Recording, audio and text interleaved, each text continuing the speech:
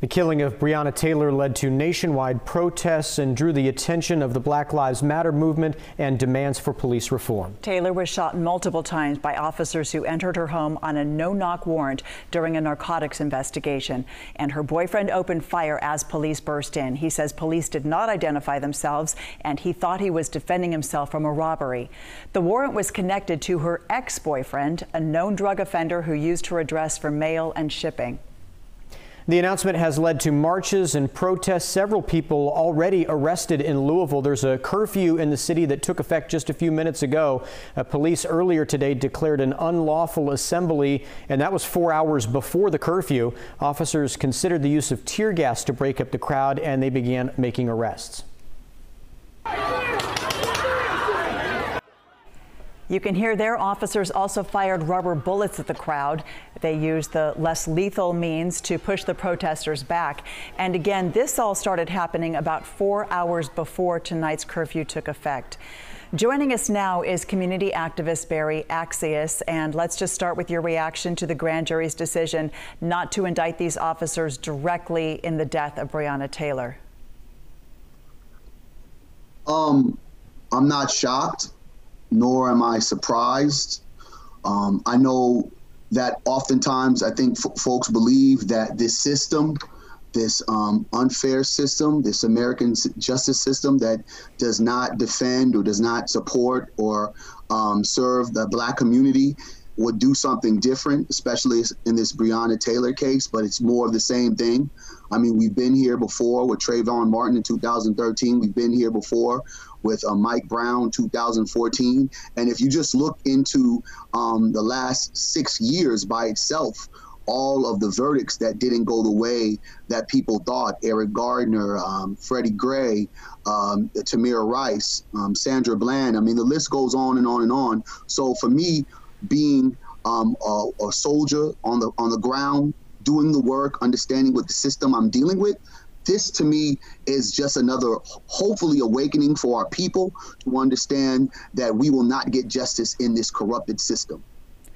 Barry, we have to ask, because we're getting a lot of these questions into our newsroom, just the fact that if you have a grand jury who may have seen evidence that the rest of us never have seen, why do you feel that we cannot trust a decision that they made? I mean, the system protects the slave catchers. I mean, I think that what we often try to figure out in our mind, the most damaging thing when you hear this verdict, you hear that the officers or the officer was charged for shooting at basically a wall at the neighbor's house.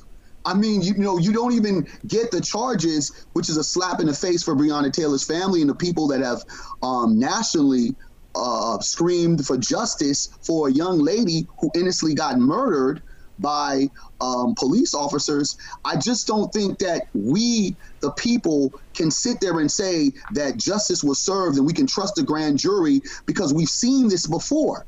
Like, this is nothing new.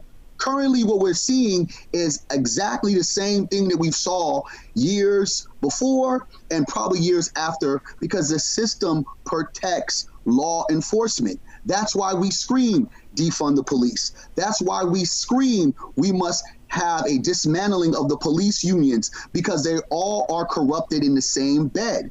There was no way, and I know that it's hurtful for folks to hear this, there was no way Breonna Taylor was going to get any justice. That just was never going to happen. And it's because people are hopeful, and for those who have just started in this fight, some nuance will just want to believe that all of their efforts would be made well and see something different. But throughout America's history, there has never been true justice or accountability or transparency when it comes to policing and policing killing African Americans. It has not happened. You may once in a while get a police officer fired. There may be one that may go to jail. But when you look at the role of individuals that have been murdered, we're just talking about from 2014 to 2020, how many police officers have been convicted? How many families have gotten paid out and no justice was served?